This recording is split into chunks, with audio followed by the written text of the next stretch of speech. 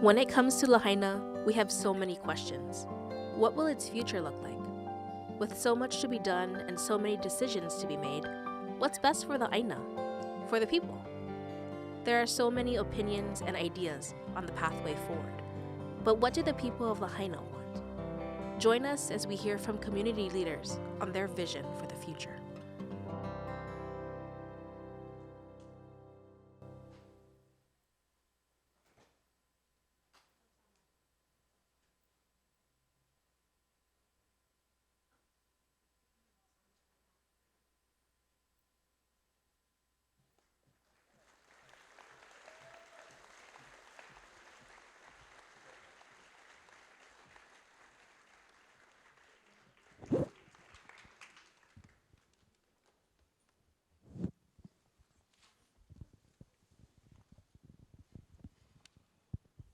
Aloha.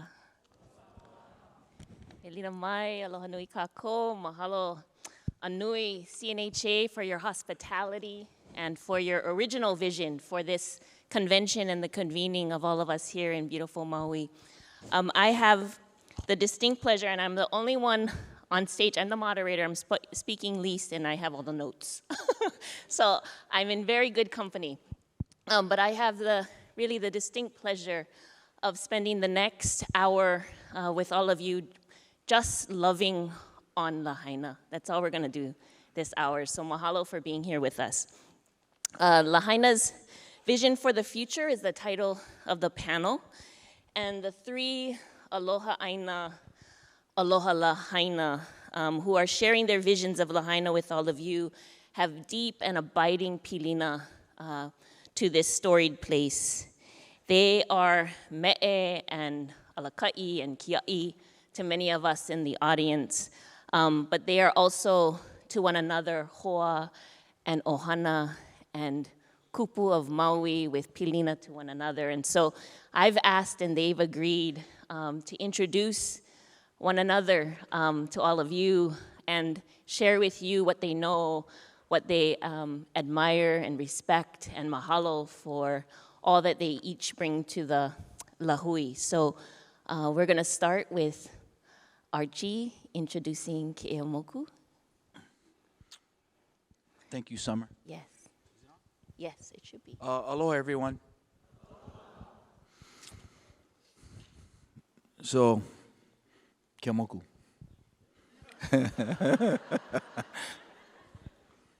You know, how do you introduce a man of this caliber? Honestly, I think he needs no introduction because of the work that he's continued to do unwaveringly for the people of Lahaina. But what I've seen Keʻeaumoku do, Keʻeaumoku Kapu, lead this community in a way that most of us did not want to do. His ability to keep Hawaiian things and Hawaiian values for Lahaina in the light, in the constant light, has been amazing to see. The fights that he has done to protect the lands of Lahaina really makes me feel proud to know this man.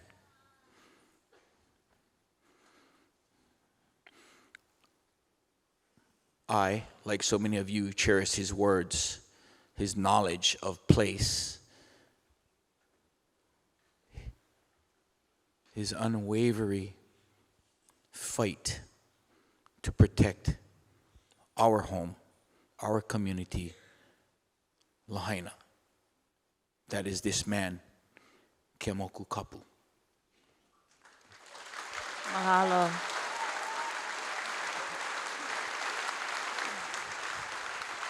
Yes. And Keʻeaumoku, if you can introduce Kaipo. There's a knowing laughter in there. I don't know. Aloha kako. I don't know how to explain this individual right now, but just to let everybody know for context, he's been part of our life ever since he was in the intermediate school. Then from intermediate to high school, he kind of jumped on board with Nakua Kawika Meheo Nakupuna. He's one of our kako'o and our po'o. And he's my son-in-law married to my daughter.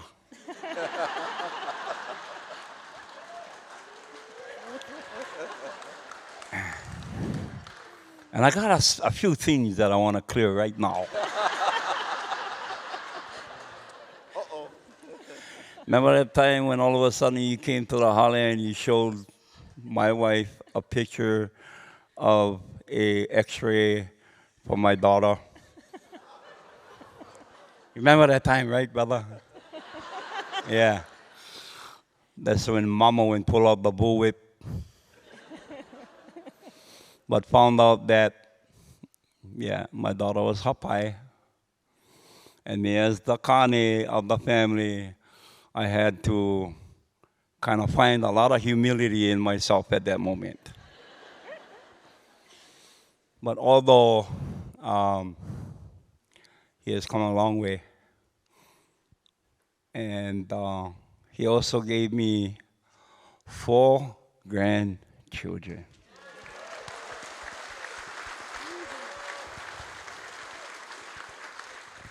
Totally opposite of what I had.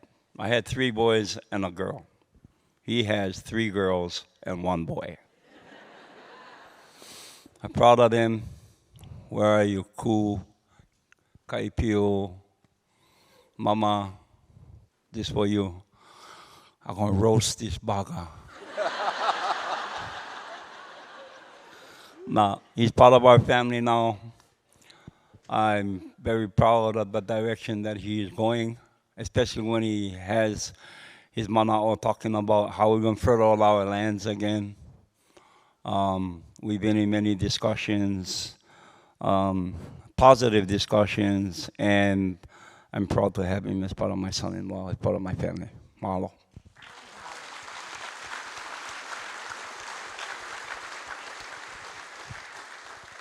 And Kaipo, you're next. Pillars of a community. There are many pillars to our community, and I see it as the pillars that hold up an house, that shelters our people.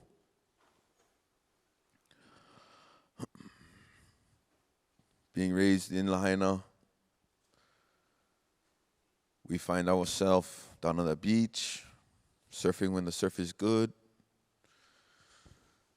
cruising up on the mountainsides when surf isn't so good. And everywhere you went, as a youth growing in Lahaina, you would find this individual in some way or form doing something that was always admirable, something you could look up to, something that inspired you as a youth to do better, to be there for our community, find the support that was needed, lend hands for when help was needed. And even when we was hard-headed and probably deserve a good slap, this individual didn't do that. He expressed a lot of patience for us growing up in Lahaina, whether it was with the junior lifeguards or we was up in the mountains riding dirt bikes, cutting each other off, blazing trails, or if you was out on surf contests trying to get in the way because you felt like that was your break. Archie Kalepa was always there, holding youth programs for our children, including myself, providing meals at beaches when we were just surfing all day and never have food. If he had food, you were welcome to eat. These are the people that gave me a foundation to stand strong and have pride in my community. And so for me, it's a very humbling experience to be up here with them, standing alongside as we go forward in our community, looking for ways to provide comfort when comfort is needed, looking for being there to stand strong when others may not be able to. It's people like Archie Kalepa that can be out there and we can speak to, and we know that they'll be hearing and listening to us. And so, if you don't know of him, you may not have been raised in Lahaina, but if you were raised in Lahaina, you do know who Archie Kalepa is. And so, folks, Archie Kalepa.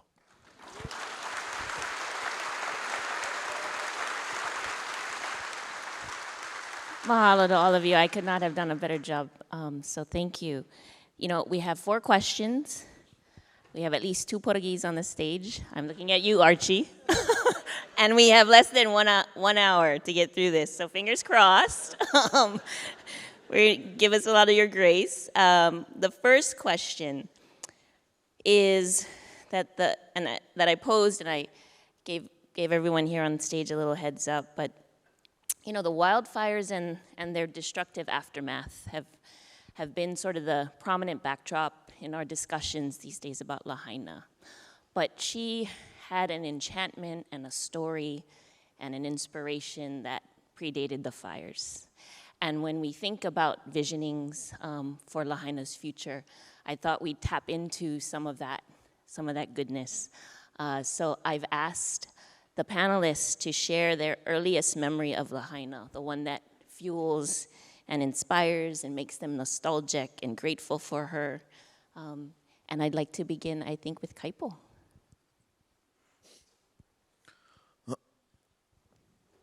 I grew up the first 10 years of my life in Lahaina on a street named Olona.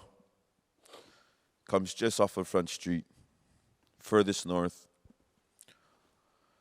And prominent families were groomed on that street. The Philisildas, the Niesmans, the Dysons, myself, Kiahi's right across the street, Antimomi folks, the Lukellas down the road. And I got to grow up playing with all of us, running around from when we was in our diapers, clear on to when we was racing down the street on our pedal bikes.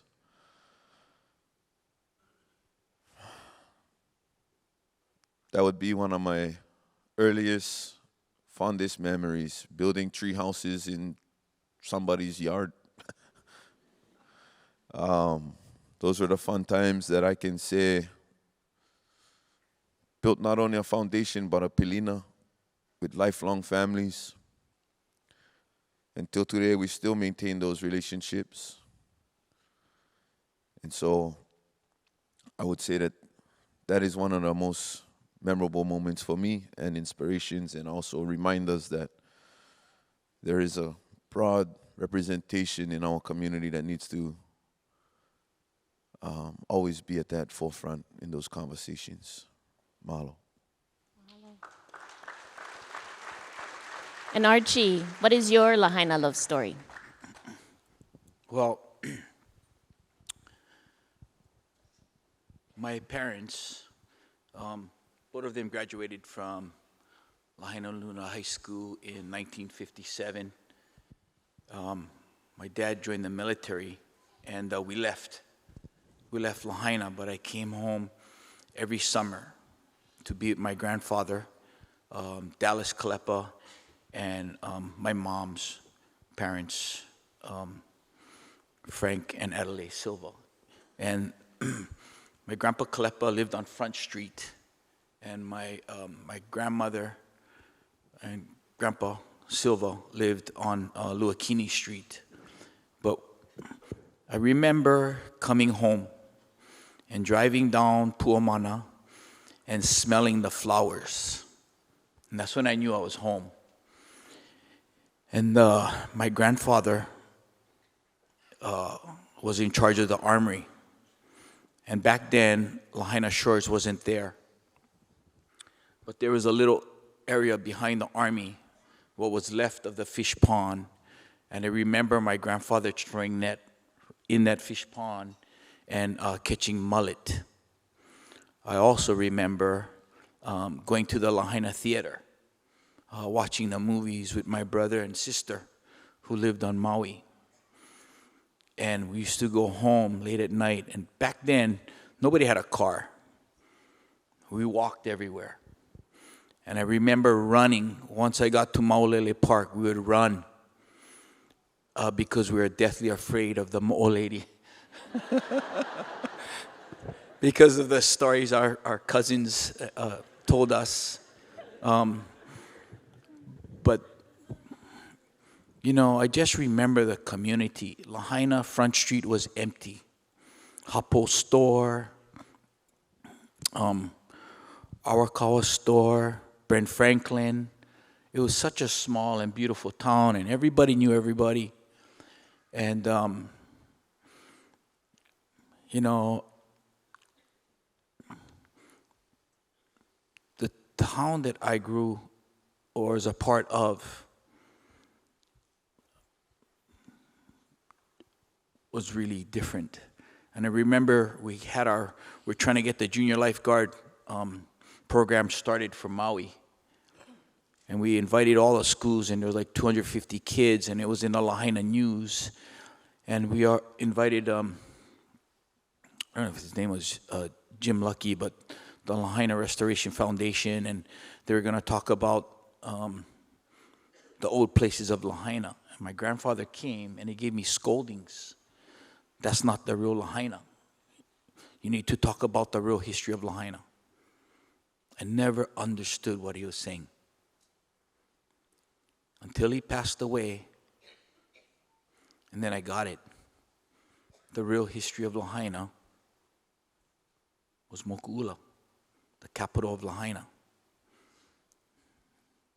I remember being on the canoe. The Pacific Arts Festival was in the Cook Islands. And a person came up to me and said, "Who is Dallas Kalepa to you?"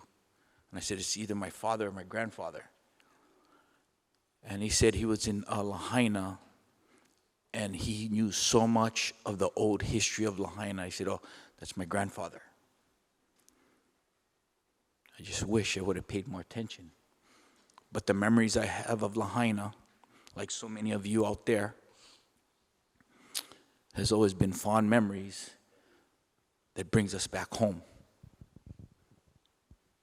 I just hope we can find that again. Thank you.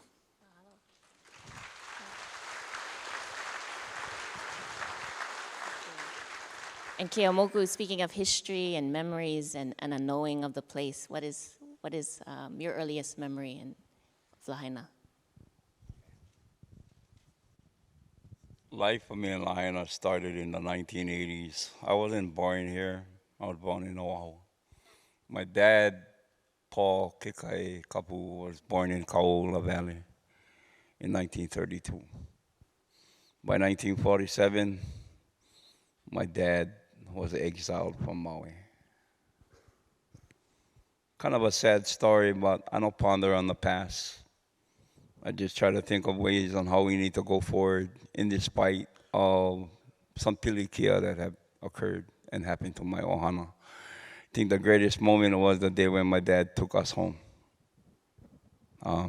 Kalani, Kapu, Victoria, White from Papakolea, and myself. And it seemed like when we went to Kaula Valley, he took us back into his footsteps, took us into the valley, disappeared in the bushes, saying that he needed to look for something. He came out and he found his poi pounder that he left there 60 years ago. Was proof enough for us to say that we are of this place. then things only resonated even more and more from there. On how looking up from the mountains down at the town to see a different lifestyle, which normal people don't get the opportunity to see because they're all too busy looking from the bottom up, of how bountiful and beautiful the panoramic views of this West Maui regions are. I've seen things differently. And things that changed very drastically. But nonetheless, it gave me the eagerness within myself to gather thoughts from the younger generations and gather mana'o from kupuna. A lot of kupuna at that town. I was infatuated to learn a lot. Went all over Lahaina looking for the oldest kupuna to share mana'o of what they remembered and whether or not they remembered anything about my great-great-grandfather. His name was Manuia Kekai. And from that, found my extended ohana, which is the Keahis, the Haya ohana. We even found out that we might be related to this guy too. Guaranteed. The Kekona ohana, many, many more. The Opanuis, the Kupihea family, the Ka'ai Hui family, the Ka'ahanui family. That's the greatest moment of my life, knowing that I might be related to everybody in this room.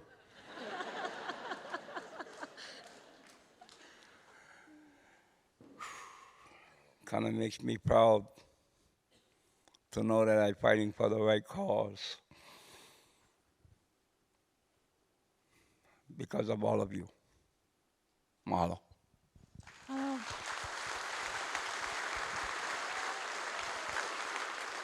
For those of you who joined the convention early yesterday, you got to hear a bit from each of them about their vision, and each had a keynote address throughout the day yesterday and used really powerful metaphors and imagery in describing your vision for Lahaina. And I wanted to invite you to revisit those metaphors and those visions, and then to also weave into your story, your mo'olelo, why the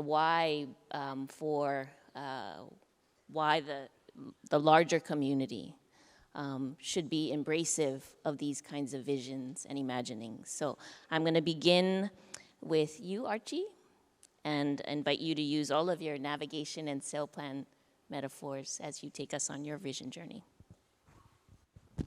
Well, I think it's really hard for me to say what that envisions. Because the way I see it, it's now more than ever. It's important for everyone to have contribution to that sail plan. So for me, it's making sure that everyone has a voice, that everyone is heard, and everyone can contribute to what that might look like. Because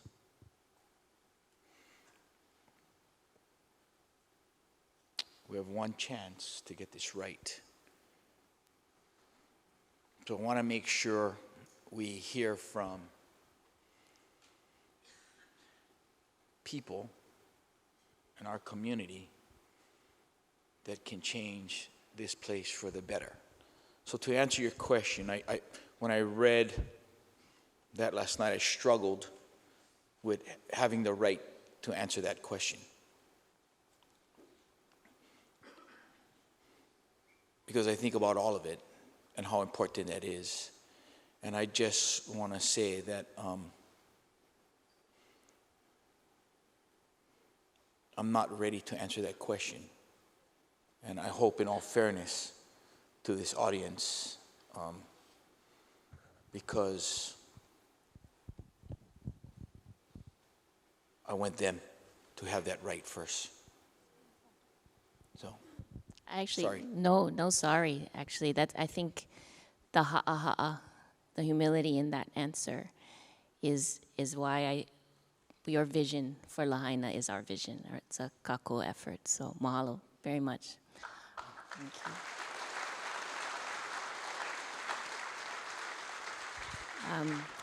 I'm going to invite Kaipo to go next, because yesterday he shared so much about ulu and its significance and importance in our history and in our thoughts for food systems going forward, and how we nourish and replenish the aina to do the same for each other.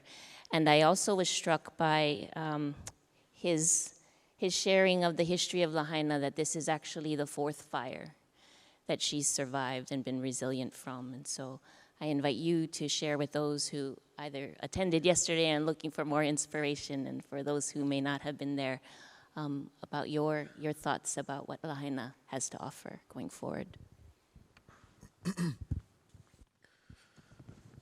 I'm only one person in a large community. And so what I have envisioned and what I can see as a fruitful future for our people in our community is only one person's perspective. But I'm happy to share. And I really appreciate the sail plan perspective and metaphor.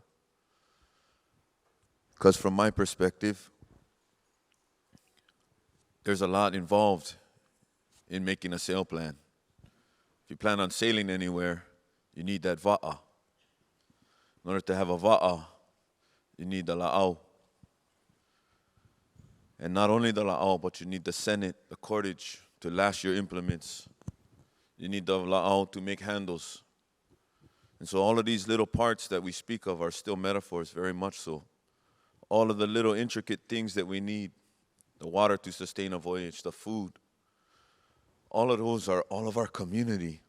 Those are the little intricate parts that we need in order to build this vessel and prepare and nurture the people that will go on to that, because that vessel isn't going to be us. That vessel is going to be my children and my children's children. They're the one that's going to sail that va'a. We're just going to build it. And we're going to nurture them and feed them and make them strong and healthy, so when this voyage goes on, they can get to that destination confidently and definitely have a strong relationship with each other and continue to build that pilina. And so when we speak of what that looks like, and understanding Kamalu'ulu Olele and what it was full of, right? There's descriptions when you read into the testimonies, both native and foreign, that describe Lahaina's landscape so full of abundance that even the rockiest crevices were producing food or sustenance needed to maintain a healthy community. And when you really think of that and you grow up in Lahaina and you try to envision what that looks like I didn't get to see any of that, but I get to dream about it every day. And if you can, I think of Kahoma, Kanaha, and I think of the dry, rocky cliff sides, and I'm trying to imagine wow, imagine having so much stuff everywhere that never have room for anything else. So you decided to try and grow something on the rocky cliff. That's how much we was producing. We just kept pouring into that aina. We kept giving and giving, growing more, never seeing an end. References of the forest systems of Kauila, of Uhi Uhi, trees that are no longer available. We had forests of them in Lahaina. Halona was an Uhi Uhi forest up on the slopes of Ku'ia, known to find multiple different hardwoods. Luako'i on Mauna Kawahine. Legends told of the protocols to harvest la'au and go to the stone quarry to harvest your ko'i in order to carve whatever it was that they was making, va'as, hales, implements for farming, anything, implements for fishing. All of those resources was found in Kamalu'ulu. One not had to go far to find what they needed. I see that come up again. I see that come over I like see that grow out of this situation we're in today. Let us find the people who bind us together. Let us find the strength in our la'au, in our community. Let us find the ko'is that define the future and shape our world as we're going to see it. The Keʻeaumokus, the Keʻeauva'a, all of those people, they're in our community. I can stare into this audience. I know I don't do well in crowds, and I usually find myself in a corner, but I can stare into the audience and single out individuals. And that's what gives me comfort. That's what can allow me to share what I feel, because I can talk to them individually. People I grew up with in Kapalua preschool, I can see them. And it's good to know that we're still there. I pray for our children. I feel like we get unprecedented times, and I fear that our children going to be the results of some study. But all we can do is keep trying to figure out how we're going to move forward. Aloha.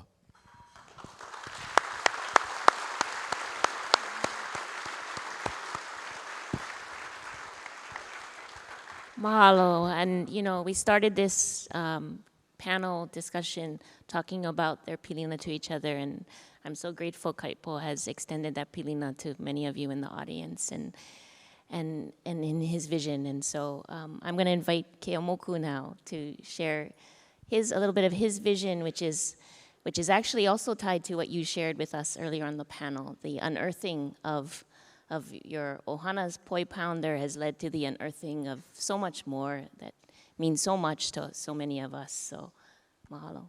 Mahalo. Before I start, taught them well. If I can have the first slide up, please. There you go. This is a cover of a book that was done in 1961. And it was a historical restoration preservation plan. Can I have the next picture? Next slide. And this is the town, Lahaina. This was registered on the National Historic Registry in 1976. So our town was designated on the National Historic Registry. All those red anomalies talk about the history of Lahaina, the historical sites, and for Lahaina to be known as the capital of the Kingdom of Hawaii. All these red dots are supposed to be the methodology of our whole town. Once all these other things started coming in, that was only for commercial activity use, our town fell into decay. Never was allotted the opportunity to resonate similar to all other recognized National Historic properties throughout the United States of America. Plymouth Rock, symbolic to our Hau'ola stone. Our Hau'ola stone is left empty, and all there is a depiction of a sign that shows the Hau'ola stone, the birthing place of all our ali'i from the Pi'ilani line. The last child born on the Hau'ola stone was Kalai Aheana, the child of the direct lines of the Pi'ilani dynasty. This pictorial version shows me kind of what happened. All these areas are recognized to make sure that Hawaii's character and identity of this place known as Lele was to blossom. Blossom to what? This is the capital of the kingdom. The Bill of Rights was signed here by Kaui Keo'uli. The resurgence of Laku'oko'a by Timoteo Ha'alilio when he left Lahaina in 1943 to go to Europe to solidify the relationship of other countries, Belgium, France, Germany, Great Britain, the United States of America, acknowledging that Hawaii is a sovereign monarchy. We cannot forget who we are. So when I talk about the reset button, can I have the next page, please? This was done in 1961. All these areas were supposed to be lifted up from the billows of the ash to know that our people are resilient, but nothing came of it. Recommendations that was given for all these areas, the courthouse, Moku'ula, all these areas was supposed to be what made Lahaina what Lahaina is. Never got to that full potential. So now I see this devastation as a great opportunity to push that reset button again. So we can acknowledge what is really important, identity and character of a race, of a nation, of people of Ko Hawaii Pai'aina. These properties are under the governing entity of the state of Hawaii. These are lands that were seized.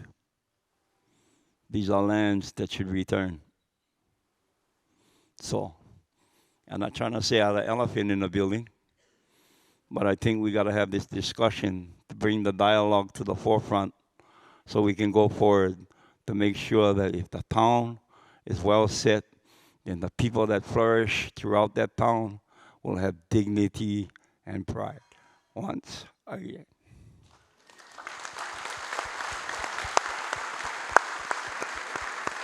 Mahalo. And I will say that that slide was actually for the benefit of all of you. Keʻeaumoku is a savant when it comes to understanding place and Lahaina. I made a casual reference to my great-grandpa who's buried at Waiola, and without a pause, he said, oh, his stone is right next to the side of the church under the tree. And when you have that kind of knowing and that kind of aloha for a place, you know that pilina and that vision is going to carry us forward in really powerful, powerful ways. No different from Archie, who can navigate his way from anywhere in the world back to her shores. He knows Lahaina's contours and her edges, from her mountains to her coastlines, and did that when the fires bore down on her. And Kaipo, for those of you who listened to his keynote yesterday, can tell where you come from in Maui before you even say whisper any word, because his mahi'ai, his connection to the soil is such that he can look at your tires, and from the color of the lepo, he can tell you from what area you came from, where your home and your hanau is. And so I've had this has been such a pleasure for me sharing this stage with you. The ku is manifest and prevalent. We have 3 kane on the panel. But I also wanted to give grace and acknowledgement to the hina in all of you. I think that the hina that we all witnessed today, and allow you to share with us the wahine in your lives, the na wahine koa who have inspired your vision and your ability to do the work, to do the hana, to take on the kuleana of moving Lahaina forward. So, Keʻeaumoku, I'm going to start with you.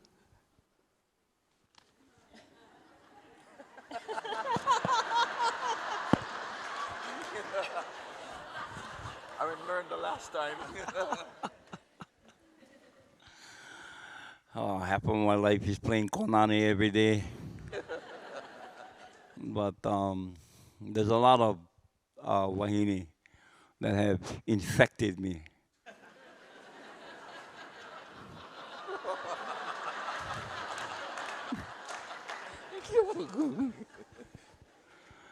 A lot of them are not here today. a lot of the kupuna. Looking at this seat over here and I see empty chairs.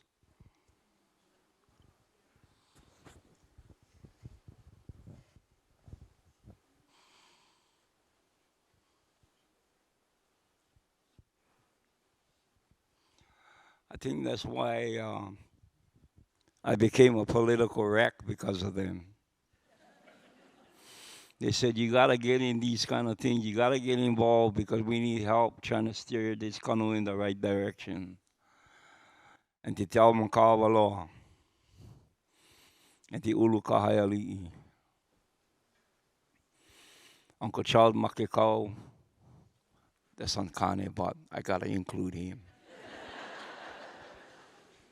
Because he helped me find my feminine side. Many other kupuna that were very instrumental to me. Some just passed away. Those wahine were the backbone to everything that I represented. And I miss them dearly. Because they were the ones that kept me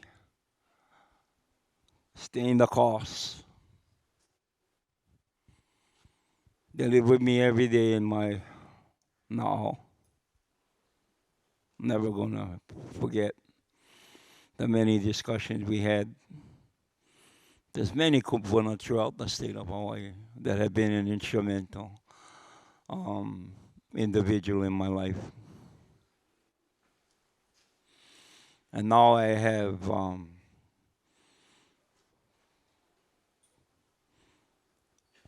my grandchildren, very ill,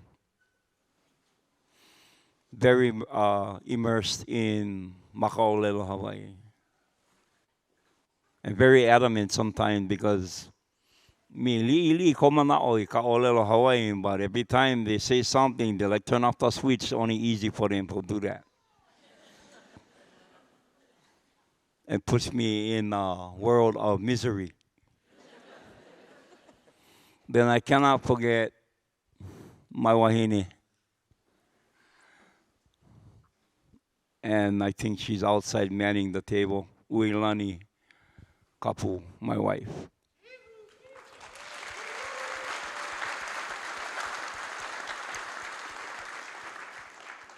She's a lineman. And she's always stood by my side, no matter what I did. But then I think I groomed one radical. Because the last incident happened when they all jumped in a pipeline in Lahaina. Does everybody remember that? When they all jumped in a pipeline, she called me up and she said, honey, I'm sorry, but I gotta get arrested today. And I'm like, okay, baby, let's go do it. All I need to know is how much the bail going to be. But she is the wind beneath my wings. My partner, my counsel, and I love her dearly. Mahalo. Mahalo. We're going to tape record that so she can have this piece of memory for her. And now, Archie. That's a hard act to follow. Oh. No,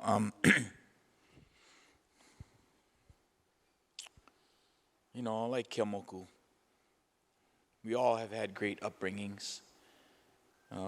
Both of my grandparents, my mother, they always tried to guide us to do the right things. But in more recent times, my wife, I remember 17 years ago, I was asked to go fight for the water for Kahoma Stream. And the people that asked me to fight that fight, I said no.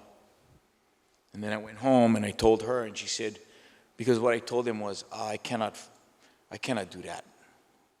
Because I realize the responsibility in engulfing yourself in something like that comes with great risk. because you have to be 100% in, which means you put your family aside. And so I wasn't willing to take that risk. When I went home and I told her, she said, "What are you talking about? You go there and you fight for that water." And that gave me the strength to believe that you can do something. And I never really told anybody this, but I was one of many Kaikeahi who I honestly feel needs to be sitting up here.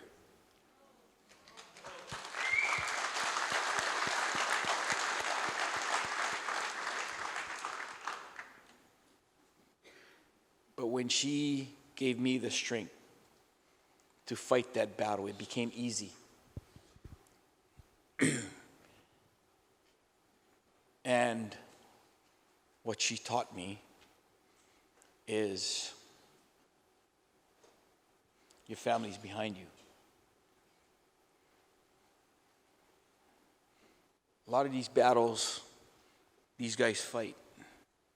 They're able to do it because they have the support of their family.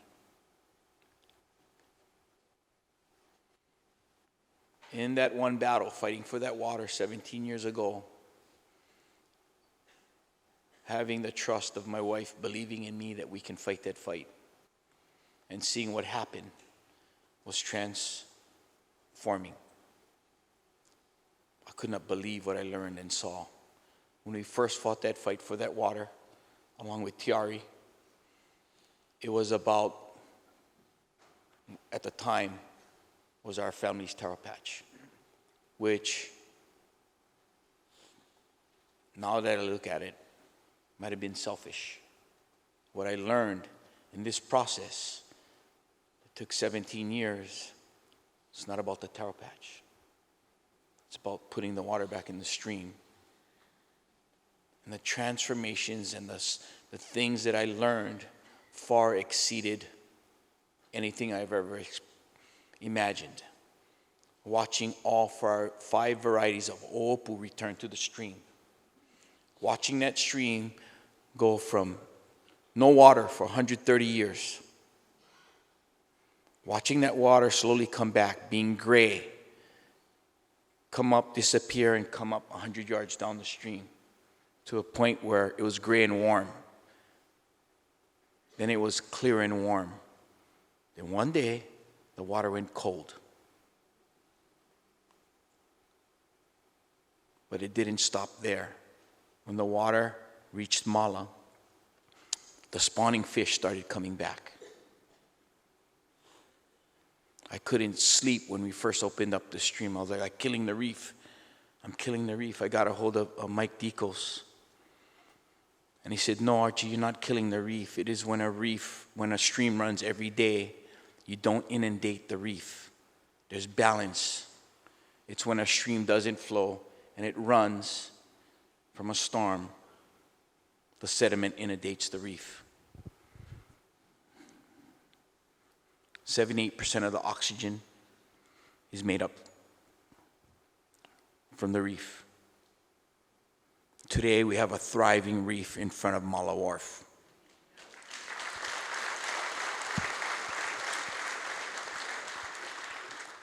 That fight that my wife asked me to do far exceeded anything I ever imagined. I can say, because I watched that stream flow for over 4 years, every single day, and see the transformation firsthand. Nobody can tell me what I don't know. It's when I don't know, I'm unsure. I know, like Keʻeaumoku and Kaipo, the things that need to come back to this land. It's the water.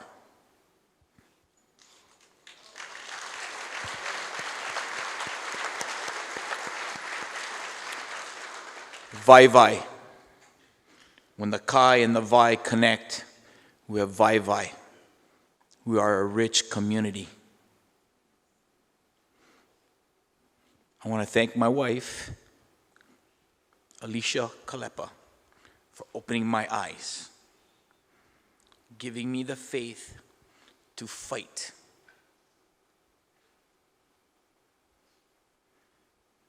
To fight the battle, to save and protect the things that cannot speak. Thank you. Mahalo. And Kaipo, we're gonna have you bring us home, literally to your home, your hale, where you're overrun by women. I understand, according to Keʻeaumoku, which is a good thing and a good reason for you to bring us home here. How much time I get? Plenty good women out there. I'm going to start with the youngest memories that I can remember. That'd be Auntie Tilly Nohoi Kaika and my Auntie Linda Nohoi Kaika, who was married to my mom's brother. Auntie Yolanda Daisen, who was a strict, strong warrior. Opunui Ohana. I don't even know her name because she was so old and so scary that you never talk to her.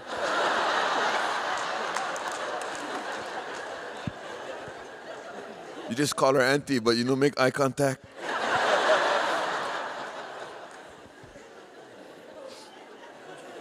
Auntie Florence Makekau with her big bright smile. Always loving, always happy, super positive all the time. Grandma P and all her beautiful daughters, whose couches I've slept on numerous times.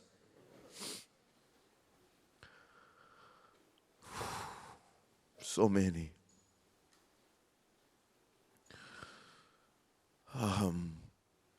In the end,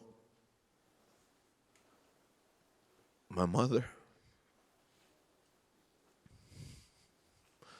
she just moved on October 17th.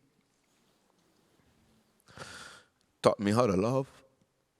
Taught me how to keep an open heart and an open mind. My wife taught me to see things in different perspectives. It was always so simple for me, right? Red.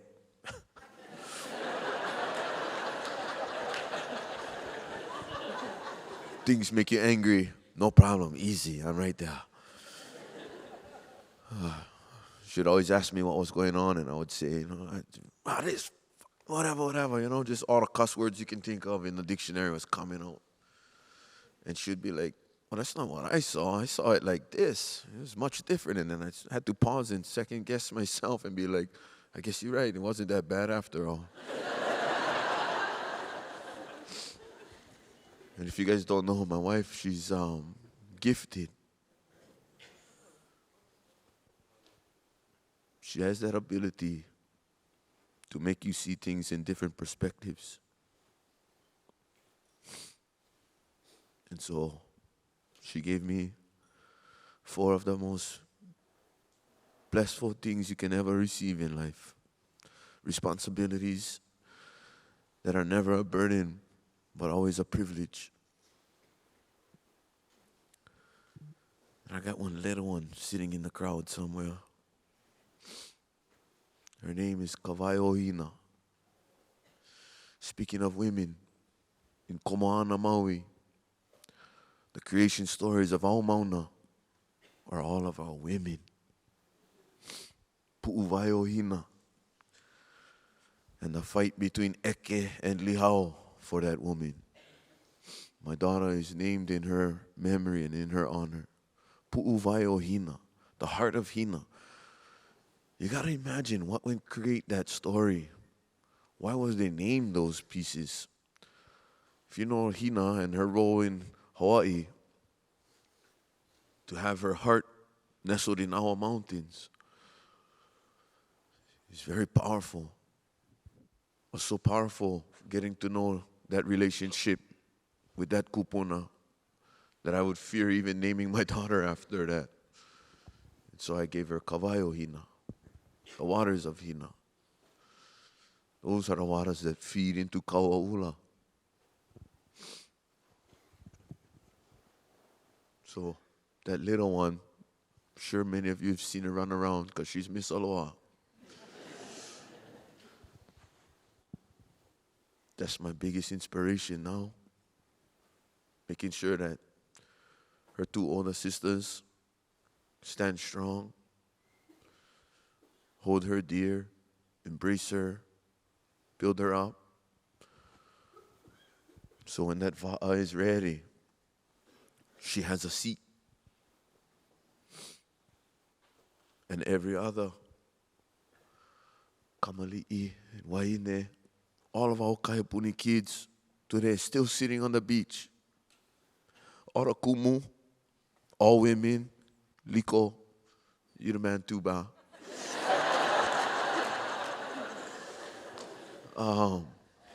They're doing above and beyond what anybody can ask for, way more than what any kumu should have to do.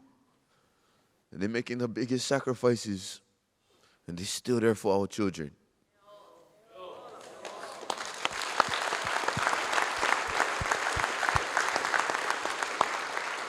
So a shout out to all of you, all our women of our community. Mahalo nui.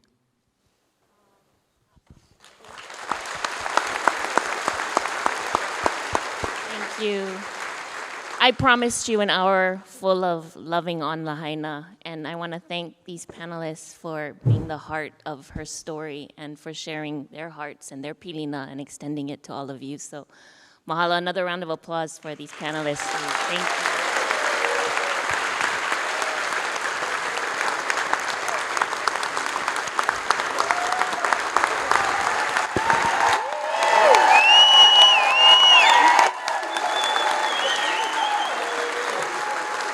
Test. Okay, stay right there. We have a special presentation. We have some visitors that are here that wanted to share a message. It's our Native American brothers and sisters. And so just for a moment, the three of you, if you could just stay there. I'm going to bring to the stage the UAII to join me for a short presentation. How about a hand, everybody?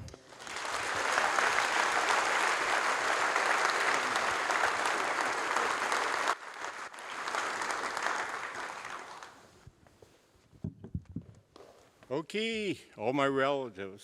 That is all my relatives in Blackfeet. That's how we look at our world.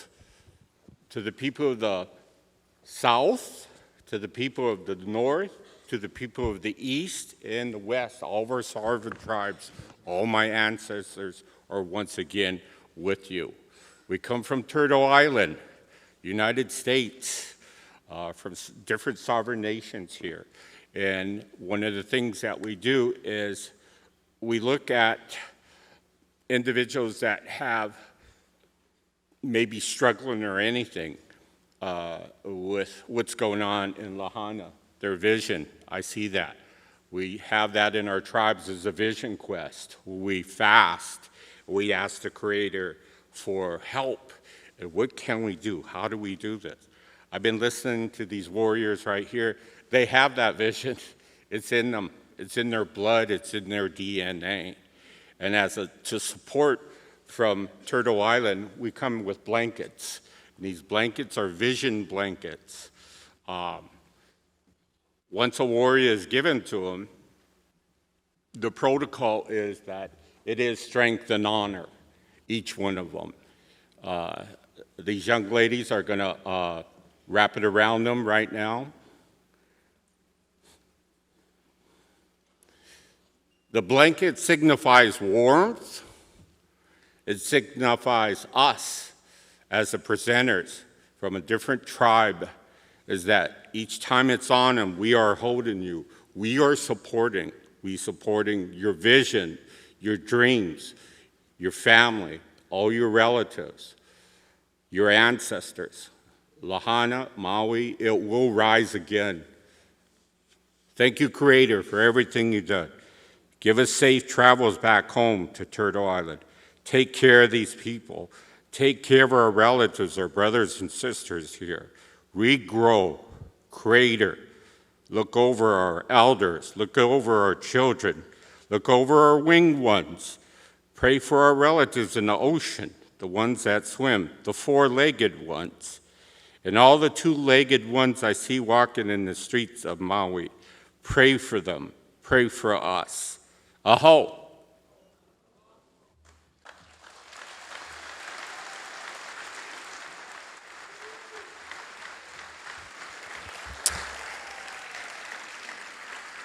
Again, they're from the United American Indian Involvement. They also donated $10,000 to our Kako Maui fund.